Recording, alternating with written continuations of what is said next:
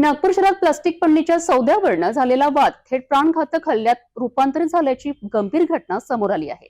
या प्रकरणी पोलीस ठाण्यात तक्रार दाखल करण्यात आली असून पोलिसांनी तात्काळ कारवाई करत 3 आरोपींना अटक केली आहे। संपूर्ण घटना सीसीटीव्ही कॅमेऱ्यात कैद झाली असून पुढील तपास सुरू आहे।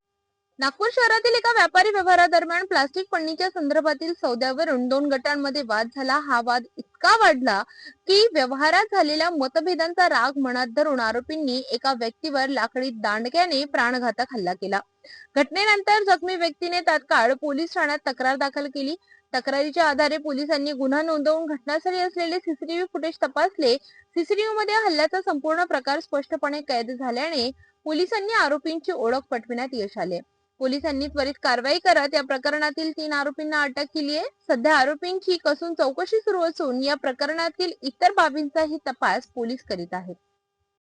फिर्यादी रमजान गफूर खान वय 43 वर्ष, राहणार पिली नदी, हे आपल्या दुकानात असताना यातील आरोपी जे आहेत त्यांच्या सोबत प्लास्टिक जी पन्नी आहे याच्या सौद्यावरून थोडासा वाद झाला आणि त्या वादातून यांनी जे आरोपी आहेत त्यांनी त्यांच्यावर लाकडी दांडा आणि तलवारीने प्राणघातक हल्ला केला।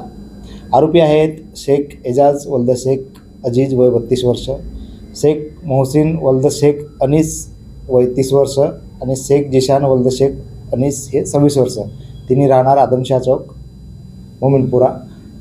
यांना अटक करण्यात आलेली आहे आणि सध्या ते पोलीस कस्टडीमध्ये आहेत।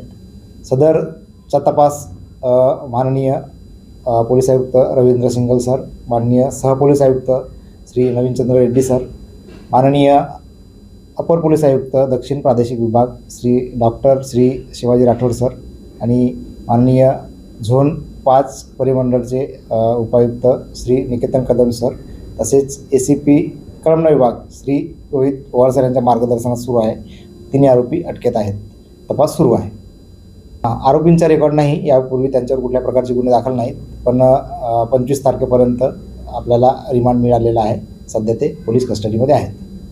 व्यापारी वादातून हिंसक प्रकार घडत असल्याच्या घटना चिंताजनक आहे। नागपूर पोलिसांनी वेळेत कारवाई करत आरोपींना अटक केली असली तरी अशा घटना टाळण्याकरिता कायद्याचा धाक आवश्यक असल्याचे चित्र दिसत आहे।